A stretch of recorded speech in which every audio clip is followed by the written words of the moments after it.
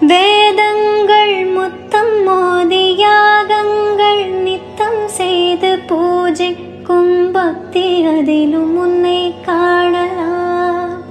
பசி என்று தன் முன் வந்து கையேந்தி கேட்கும் போது தன் உணவை தந்தால் கூட உன்னை காணலாம்.